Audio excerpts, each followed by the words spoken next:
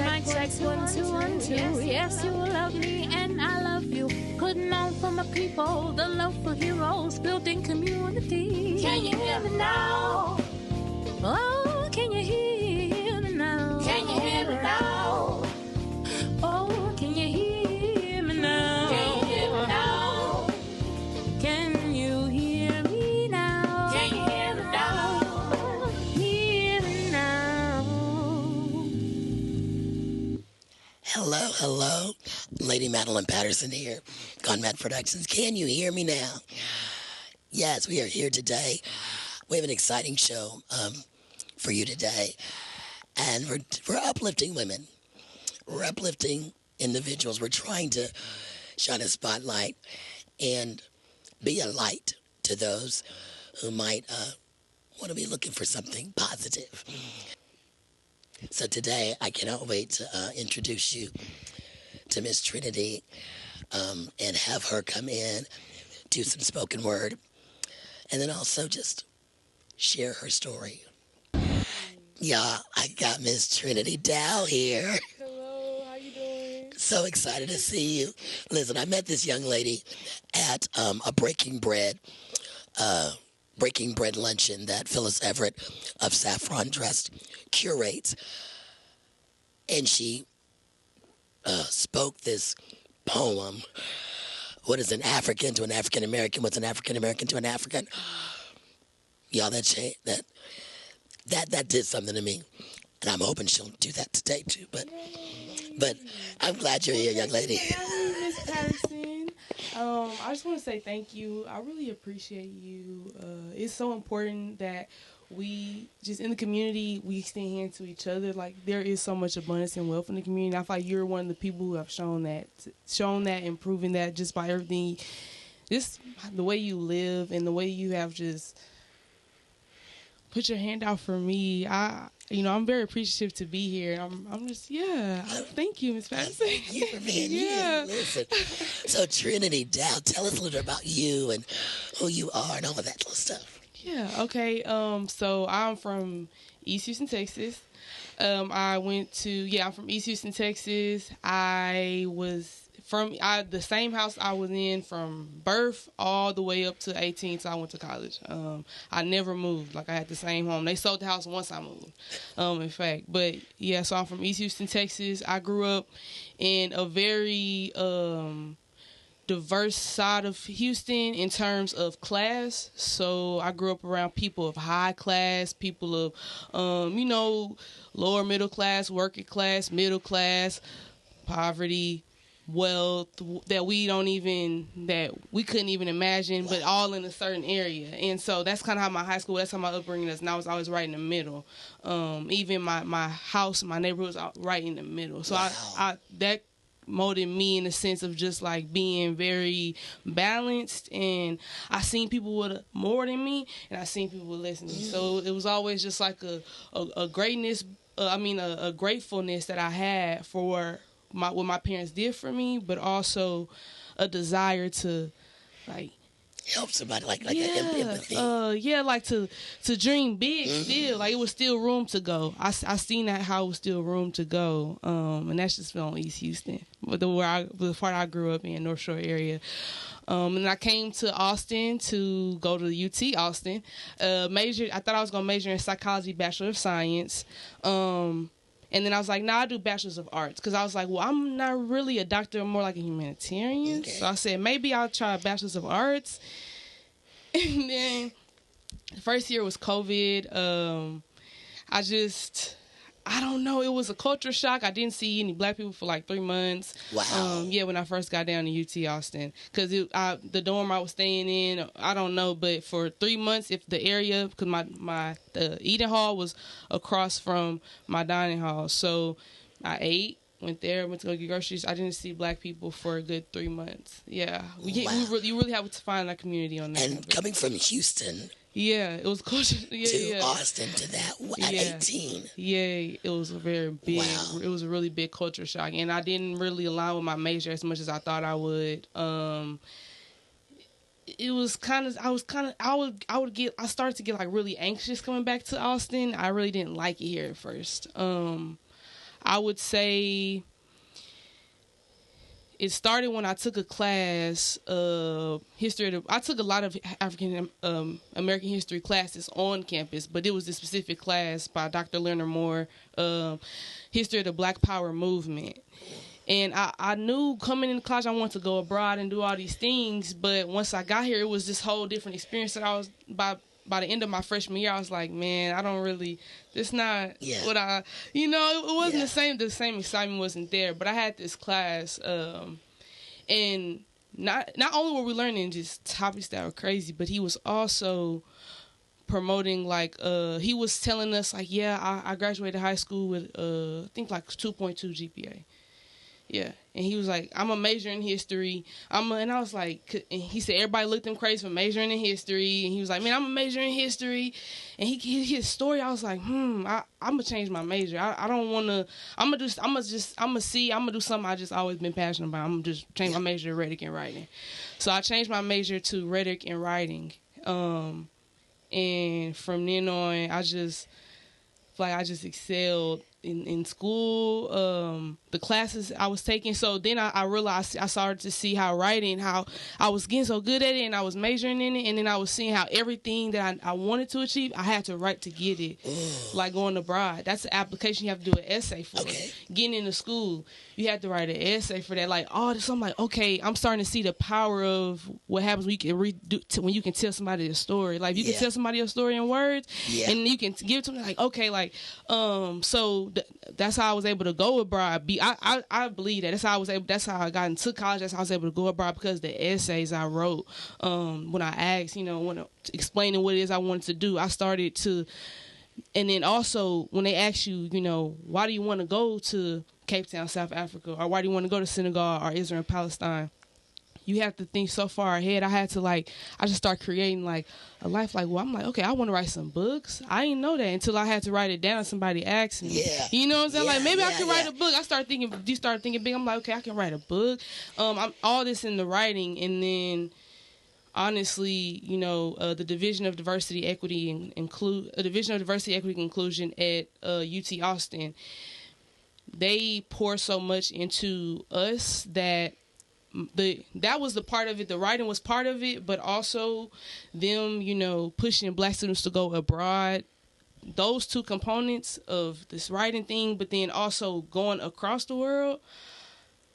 I was like, it's limitless. It's limitless. I think I came back. I think my family was probably like, what's going on with us? Because I'm just like, man, anything's possible. I'm just like, anything is possible. Like when I was in Africa, I was like, when I was in South Africa, in Cape Town, I was like, and because it started with the words. The words. And it's just so crazy, and then you see it, and to be in South Africa, I'm like, wow, we would have never imagined this. We would have never thought, me and my parents sitting down, we don't come, like, even when I told them, they was like, oh, Lord, you want to go to South Africa? Yeah. They're like, what? How are we going to pay for that? Actually, my first abroad trip, I asked them, I was like, can we divide it? So we split it up, and then we had to get scholarships up, but it was like a whole thing. I was like, I don't know. And I was like, man, this professor telling me, he's saying, just apply. He's saying, watch what happens if you apply. And I'm like, girl, so we gotta apply. Girl, you speaking something. Yeah. So, those two, writing, I start to look at writing completely different once I majored in it. I never seen it as a skill, because it's always math, science, STEM. So I just always thought, I can write good, but it's not really something to brag about. I just always thought, but then I'm like, let me see, I'm passionate about it, and I'm not, this psychology thing is cool, but it's not driving me to get that degree, and I want to make it to get the degree and see.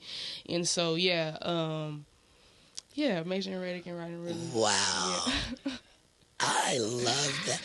Some things were just coming to me when the Bible talks about write the vision and make it plain. You writing that down, you believe in it, seeing it, and then manifest. I mean, it just, and then you didn't give up. That's the thing I love about you, Trinitee. When I met you, and I just told before the show, I was saying, you have this drive in you that if that doesn't work, okay, well, let me go over here, let me figure this out. And I may not know all the answers, but I don't allow fear to stop me, and I may get stuck a couple of times, but it doesn't stop you. Right. Where does that come from? where does that drive come from? Where does it originate? I think, first of all, thank you, though. Thank you. Yes. Man, I feel things deeply, like I was saying. I think I'm a very sensitive person, and I had to figure out very early how can I navigate difficult emotions. Just like, you know, and I would say this too. I never really fit in. Okay. So I never fit in. I always had something in my head that, like, I knew certain people, they weren't going to understand it. And I got very comfortable early with just not me, knowing I probably wasn't going to fit in certain areas. And that kind of freed me of, like, the pressure of things having to look a certain way. And so if something doesn't work out for me, it's okay. I never look at it like, I don't even know how to explain it, because I was thinking about this when you told it to me, because I never think about this. I never think about how like this mental fortitude, and that's something I pray about. Yeah. That's something I pray for, mental fortitude within myself. And I think it's mainly because also having this understanding, and that we're all going to struggle. We're all going to have we're going to face challenges. And I always, at first, I tried to in my life tried to perfect it and say in every area I wanted all to look a certain way. I needed all to look a certain way, and time and time again, it was always this one area. I'm not. Maybe it's my mental health, you know, or maybe I'm not doing so well with my diet right now. It's messing with me, or I'm not performing like I'm trying in school, but I'm not. It's something I'm trying to reach this point. I'm like, okay, it's building me. It's molding me. It's okay. It's not an attack, you know. Like it's a blessing, or it's a blessing in disguise. You know what I'm saying? Like, it's either going to be a blessing or it's going to be a blessing in disguise. Yeah. But to go back to the not fitting in thing, I think it's because I always had a level of delusion that people around me didn't have. Of like, I'm gonna get through. It's gonna happen. It's okay. Like and it's like this delusional optimism of like, yes. And it's not. At first, it wasn't just everywhere. Even just being in the Black community, we're not even taught to think like that. That's right. You think about playing A, B, C, D, E, F, G, all the way to Z. Like before you even think about what if everything go right. Yeah. You know, my friend Pearl told me that, and because we always thinking about just. It comes from, you know, a lack of mentality and things like that. But I think, navigating that, and it hasn't always been. I don't think I've always been this way too. I think really? I think it's like maybe like middle school area. I was kind of defeated because I was getting, you know, ridiculed in school and all those things for like my nose and weight or whatever. And then also, I felt so misunderstood. Now I come to Austin, I see there are people that, you know, that's going to align with you. And even in your city, you just got to find them. Yes. You know, I didn't know that, though. You know, at 13, you think, you know, oh, this is the world. Is it. Yes. Yeah, so I wasn't always this way, but I think, like, it's me so far kind of just this delusional optimism and thinking it's going to always work out and being afraid and having to combat anxiety, too, because even this is like new because, you know, high school was a time where once I'll say it like this, by the time I got to 12th grade, something happened between 3rd grade where I was just really, really loud person. You know, I girled out, kind of probably how I am right now. To by the time I got to my freshman year in college where I didn't see that many Black people, that time I didn't really even know how to talk. Wow. Like I was like kind of mumbling. I would talk very, very low, and then we had masks. So when we took the mask off, I was actually uncomfortable.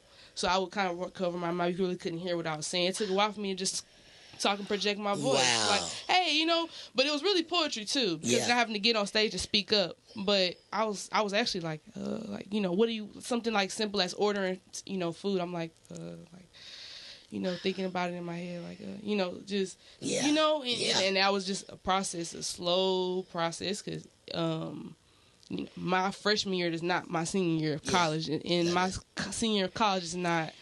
And see, for some people, where they are right now, they're thinking this is it. Yeah. And you're just saying, listen, my freshman year wasn't my senior year, so I went through some things. Yeah. Had to grow and had to experience some things, and through it all, come on the other side. And now I'm in another area, but there's levels. Keep going. There's levels. You just can keep going. We like committed to evolution. Yes. Like, committed to evolution because that is why we here. Yeah. And I see in my parents, they have, they even made decisions to evolve. They not who they are, Yeah. When they was raising me. That's when right. I was 10 or not, I can speak up and we can have conversations and it shifts them, it shifts me. Like to see them evolve, it's a new person for me. It's like no matter where you are, and it doesn't have a certain look. Yeah. It's just knowing that we growing. Yeah. And it does. We can get defeated, and it can feel like this spot that you in is it, and that's it to it. It's gloom and that depression. Right. But I think if you know in the back of your head, this is how I feel right now. It's not how I'm gonna feel forever. This is how it's gonna be right now. Yeah. It's not how it's gonna be forever. You can hold on to that because it's true. It is true. But it is also a choice because it can also be different. It can also be this is how it's gonna be forever. But I do have that in the back of my mind. Like, it ain't gonna hurt this bad. Yeah. Like I love that. Yeah, like my friend would be like, like I went through like a little breakup and she was, I was like, man, how long this gonna take? She's like, I had a breakup. It took me like 4 years, and I was in my head, I'm like, I ain't got 4 years. I ain't want to I ain't doing 4 years. I got about 7 months. Nah, but yeah. Yeah. So you said it's delusional optimism. Yeah. I normally say rebellious hope. Rebellious hope. Okay. I like that word. It's that, and I love the delusional optimism because to others it does seem like you're crazy. Yeah. Are you crazy? Yeah. Yeah. And yes, absolutely, I am out of my mind. Yeah. Because if I allow myself to think my thoughts, I will be crazy. Yeah. So I have to be out of my mind to think big. Out of your mind. And I love that when you got out of the country. So my background, I was in Panama, grew up there before I came to the States. Yeah. And then got here, and I was like, oh. So I understand I feel different. You look different, you talk different, but you push through. Now, I want to take some time and have you do your spoken word. I'm not sure which one you want to do first, but that African one gets me every time she says it. But what do you have prepared for today? Okay, so I have about 2 to 3. Okay. Time depending. Good. So, what are you thinking? I actually, do you want to hear the South Africa? Do you want to hear the what is an African to African American first, or do you want to hear maybe that one towards the end? Towards the end. Okay. Yeah. Okay. Yeah. Okay. Let me see. Then I have a really short one. Oh, I know which one I'll do. Okay. So this one is the one I actually missed. So Madelyn came to a showcase that I had at Busy Signal, and I actually dropped this poem. But it was a good learning moment. It was a great poem too. Thank you. It was great. Do you want to stand up? Oh, sure. Yeah. Cool.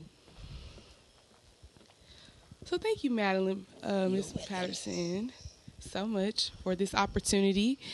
And so this poem is called In My Dreams. Oh, it really aligns with our conversation because it kind of talks about that rebellious hope, or for me it would be delusional optimism.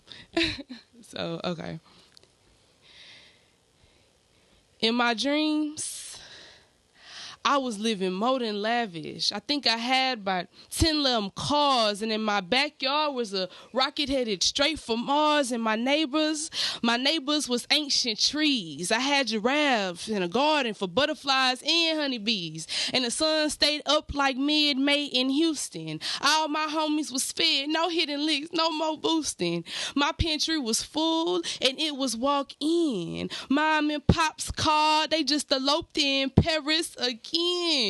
And the tab on me took the net away, no need for safety. I was everything God wanted for me, he told me. And the ancestors was pleased in my dreams. No more counting quarters, penny pinching, plate licking. No more keeping my braids in, cause I don't know when I'm gonna get my hair done again.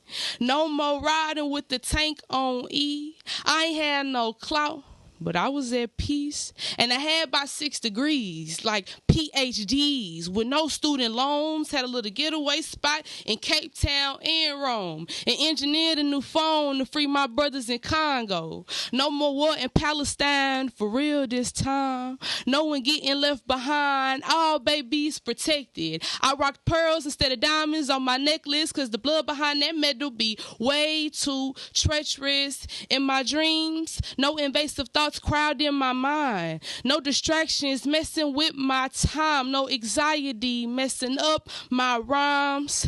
It doesn't matter what the obstacle was, I was down for the climb.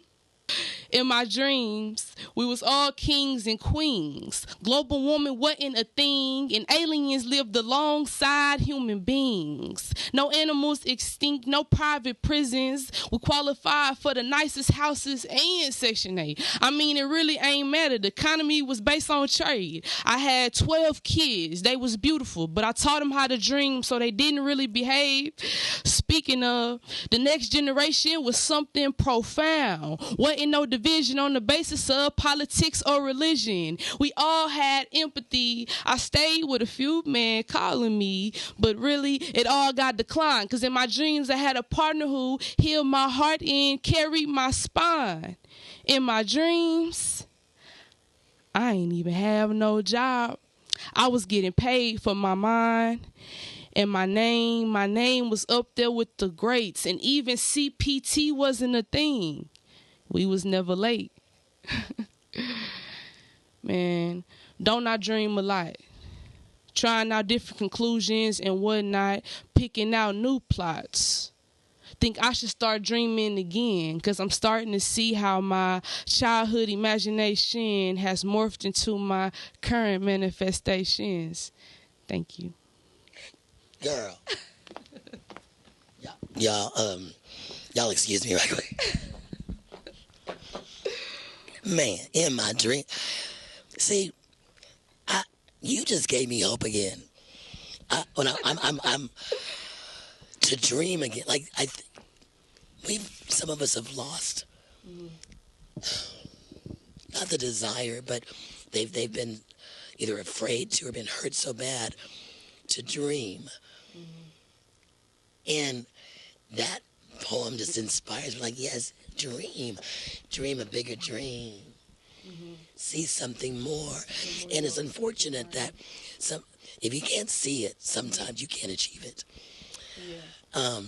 But you are doing it. Yeah, and that's why I highly recommend, because it was also the environments that I placed myself in of people doing things that I really wanted to do, or I thought was really cool and didn't really think you could do. I'm like, oh, cool. Like Fly, when I was in UT Austin, it was an organization, Fly Fearless Leadership Institute. It was ran by, black women with, degrees and a PhD, and then all these women with masters and all, just whatever they had. It was just like, wow, this is around, these some cool.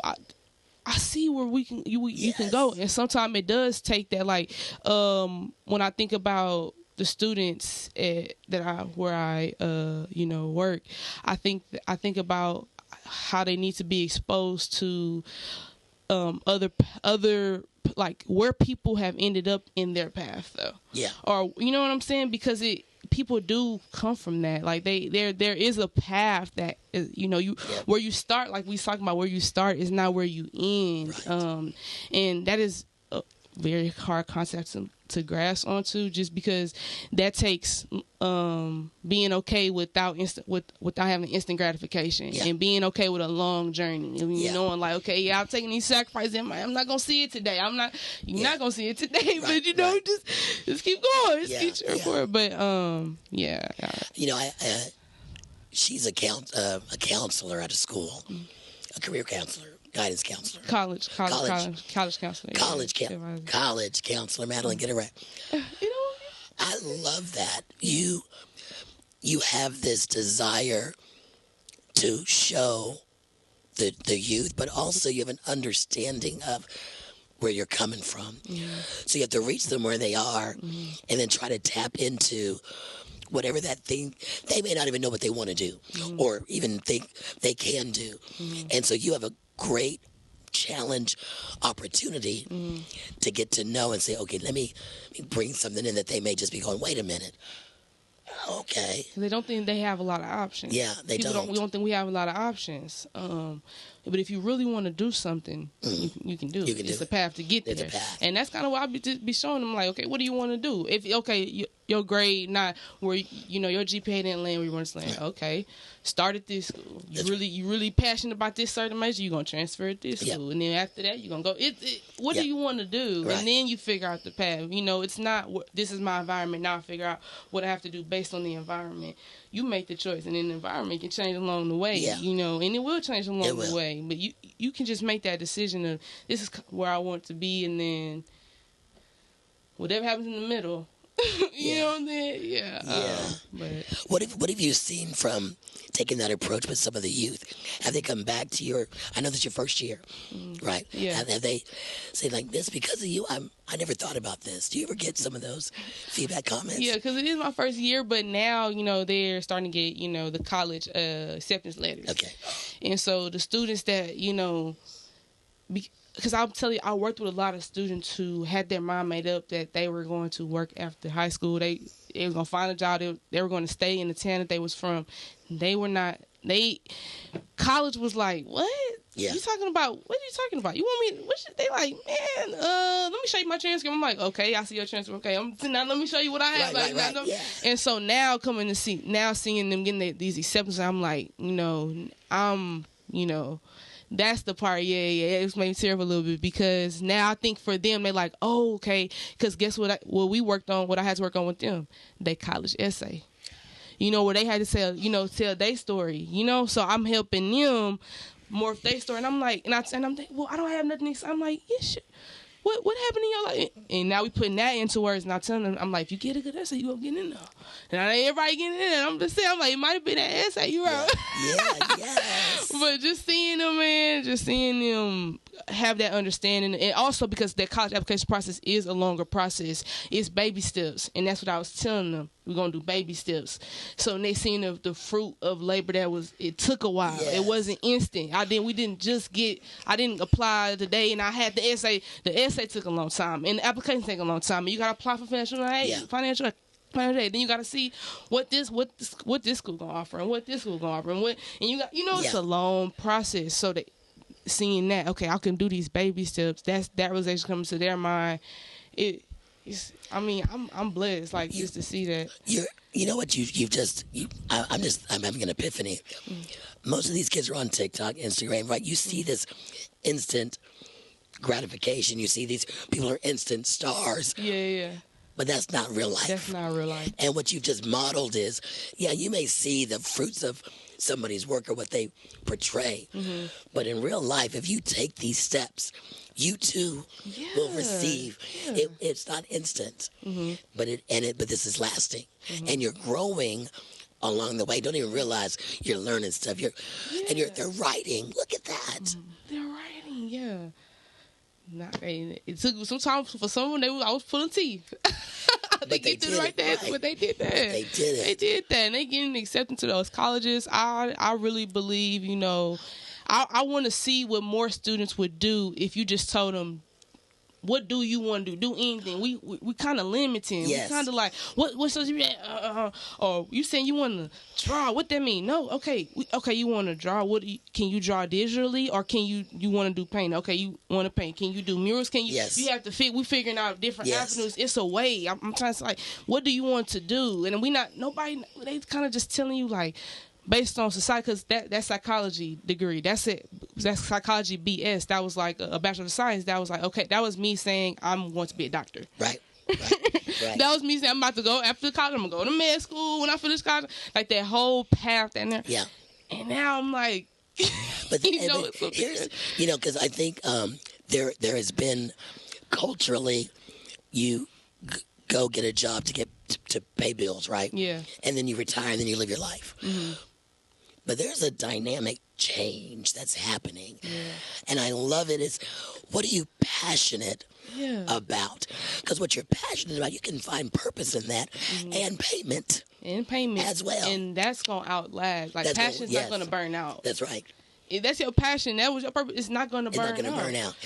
And your finances will come as you support that. And thank you, because I was trying to tell them that, because, you know, I'm telling them that while I'm still waiting on my turn. So I'm telling them that, but I know it. I know. Because they so like, well, you know, some of them will literally tell you, what's going to pay me the most? Right. You know, and I'm like, and that's if you do what you're passionate about, the money going to come. And, you know, I think that's so sad, though, that our culture right now is, well, you know, we're in a capitalistic. Yeah.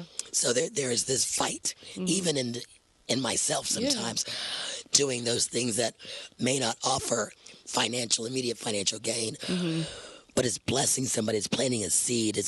And then seeing that person receive that and start that is priceless to me. Yeah, it is. Yeah. When they open up their eyes and like, oh, I can see it as I'm getting chills because it brings me so much joy, especially to see the BIPOC community where they may not have known or seen before, and they're doing it. Right. Oh. Yeah. And it's again, oh my gosh, Trinity, I just love your energy, girl. Okay, I gotta have to have another. Oh yeah, we got 15 minutes. Okay. So I want to do. You want to do your 2 poems? You do the short one and then the. Okay. And then we'll come back and. Okay. Yeah, you want me to do just one? Mm-hmm. Okay. I want that other one that you wanted to do. Okay.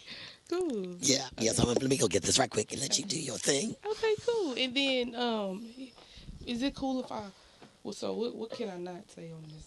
Oh, we are live. You can say. Yeah. I got Yeah. it. Okay. Hey. Okay. This is a pretty short poem because I also, you know, originally I do poetry, but originally what I heard was how I got put on the words was my dad used to rap. And he would tell like little stories in his rap. And, like it'll be driving on the way home somewhere. He'll start rapping about or some rap he maybe was 17 or 23 or whatever. And so I always kind of all my poems kind of sound like rap sometimes. So this is a great example of that. They be hollering, beat a brother, whip a brother, kill a brother.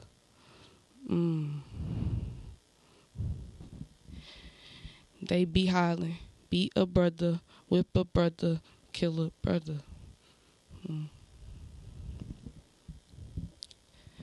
I feel like my soul been threatened. Teaching religion to the same kids they said was locked out of heaven. It's that systemic oppression, mass psychosis, mental regression, premeditated murder. Black bodies wrote off as bait for a feudalistic fate. How we hate in our culture. How we turn into vultures while our day-to-day stressing. While we be counting blessings like nickel, dimes, and pennies. Ain't this constitutional misery?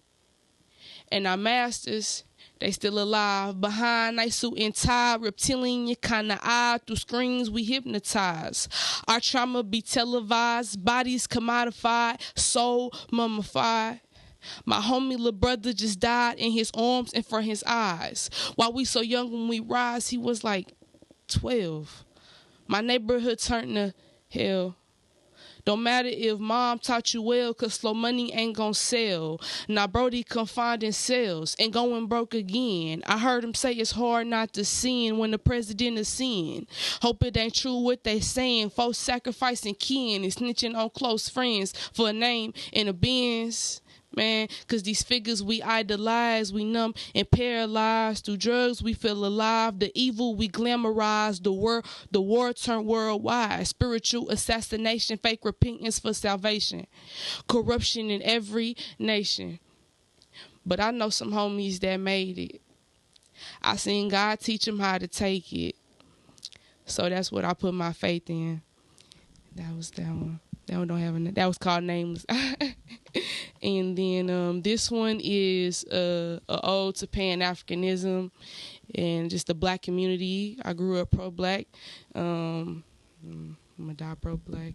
And I also was blessed through the Division of Diversity, Equity, Inclusion at UT Austin to go to Cape Town, South Africa, to spend a summer in Cape Town, South Africa, and a summer in Dakar, Senegal.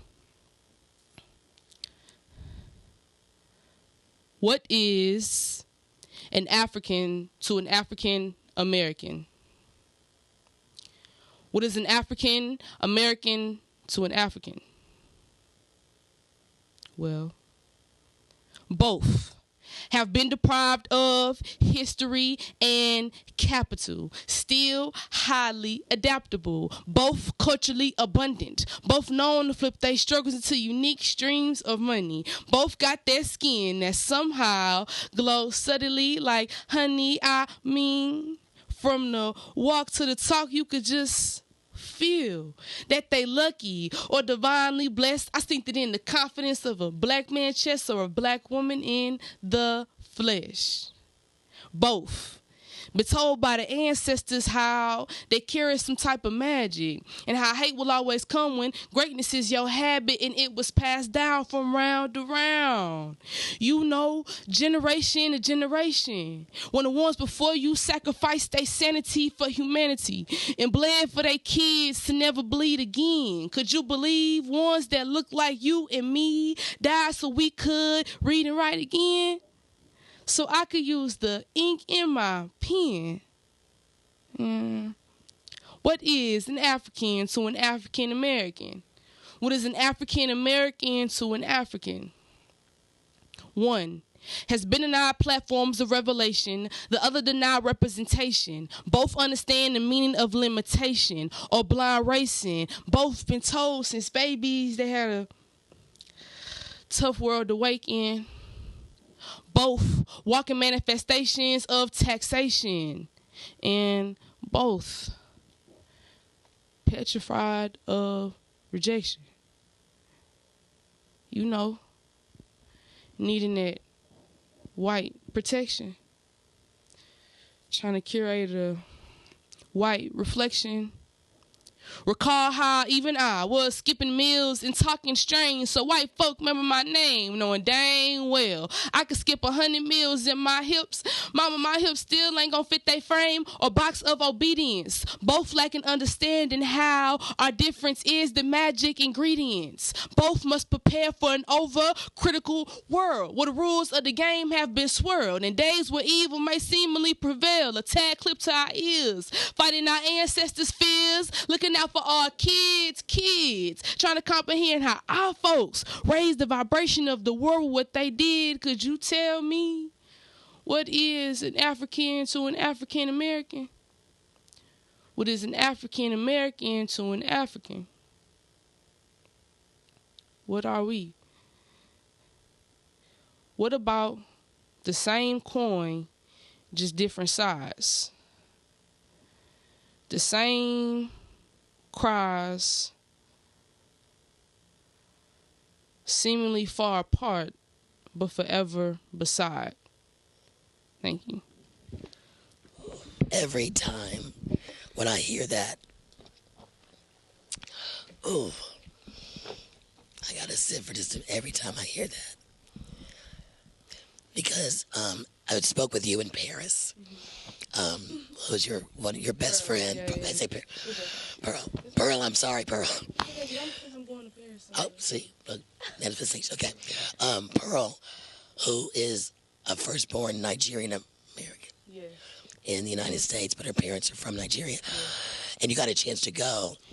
When I was talking with Pearl, and you even explained too, they don't have the same stigma from they see it's everywhere. Everywhere is black. I mean, you just see it. So you don't have that same what I can't do. And so she explained to me that there's this pride that just I can be and do anything. Mm-hmm. There's no limitation except me. Yeah. But coming here, meeting others of the same hue, it's a mindset. Like, how do we? It's a mindset. It is a mindset shift because I didn't even understand how important representation was for us. I didn't even understand what that was doing to me just as a black girl coming up. You know, I didn't understand until I went to Cape Town, South Africa, and I'm like, every radio station, they black. All the ads, the billboards, I'm like, what is going on over here? All the shops, not some shops, if you going to Oceanfront, you ain't going to be playing some other music, but I was just like, TV channels. I'm like, I felt we're relieved because we're not a minority, Right. So that's also not even true, and I think that even calling ourselves a minority, what it's doing to us, because really we are part of a global majority. Like we really are. Yeah. I didn't know that, and I started to walk different because of that. Yeah. You know, because coming back. Who knows? I don't know where I'm from. You know, I don't know my roots. Right. What part it may be. Right. But I had a certain regard and esteem for Black culture and what it means to be Black. And when you are robbed of your culture and your history, you move different. Yeah. You don't really have a foundation, and it really does tether with your self-worth. Yeah. You know, not knowing where you come from and not growing up culturally prideful and not knowing the history, not knowing people who did things like you, because especially if socially, when we talk about phones and social media, we talk if socially the TV, because even the TV before the phone, like if we're talking about these things, what we seeing, what do we see Black people as? Right. You know, we got Love and Hip Hop, you know, we got those channels, you know, Basketball Wives, things like that, and of course we have these cool sitcoms, right. But now with social media, it's like there's a certain idea of Black people being pushed that doesn't really align with the history and culture. That's right. It's not true, right. And that's why some of us kind of seem like we lost our way, but we really didn't. We just have to get in tune with our history and our culture and know, like, no, we actually come from like great things. That's why I say, like, when greatness was actually your habit, and it was passed down, that, you know, coming out the house looking a certain way, walking a certain type of way, being a certain type of way in an environment. That is. We send the tone for that, and everybody else kind of like, oh, we gotta move like that. Okay, I ain't saying I'm saying it, but so it's just like that. That's but the movies now, and like in the shows when you just have one Black character, and that one Black character fitting some type of stereotype of Black person, or that one Black character in a group of white friends, like, we don't have representation. We don't know what Black greatness look like. We have to go. You can go seek it and go find it because it's out there. But we having to find. It's not being pushed to us. And so going to Cape Town, South Africa, where it just is, you know, or Dakar, Senegal, and actually going to their ball, which is the Basketball of Africa League. So they NBA, that headquarters in Dakar, that's placed in Dakar, Senegal, and seeing that and the greatness in that environment of like everything, you know, we may think we not doing or not capable of. Nah, somebody we ain't traveled to that part of the world yet. Because it's crazy, we everywhere. That's why I couldn't even say. I can't just leave South Africa, Cape Town. I can't just leave the Senegal and say I love those places. I have to say Africa. I have to say it's stuff I haven't seen yet. But also just I'm gonna get into it. You know, the thing I like that you're doing. You know, people, I think we think the issue is so big and it's so massive, but even that one trip that you had, you came back and then you're different, and you've not allowed that to go. Well, that was over there, and I'm here now, and what was me? Yeah, and I thought about that because I said I was having so much fun in Cape Town. I was like, ain't no way I'm having this much fun just because I'm across the world. I'm like, I was very nervous because I was nervous to come back, and this don't really have much to do with Black culture, but in terms of mindset, I was nervous to come back because I was like, am I going to be able to experience this same amount of joy that I am here? And that's the mentality we have. You got to leave, you got to go somewhere exotic, and I'm like, how can I do that? But yeah, coming back to sorry, I get sidetracked. Oh, no, that's right. Sorry, that's because we about out of time. Okay. Listen, we're gonna have to have Miss Trinitee back again because I want to talk more. I don't want to bring Pearl on. Yes. And have a conversation and just kind of just talk through that because y'all, we're better together. We're better together. We're better together. Thank you so much for joining. I appreciate you, faith-led, purpose-driven, and voice-empowered Lady Madelyn. And we're out of here. Peace, y'all. Bye.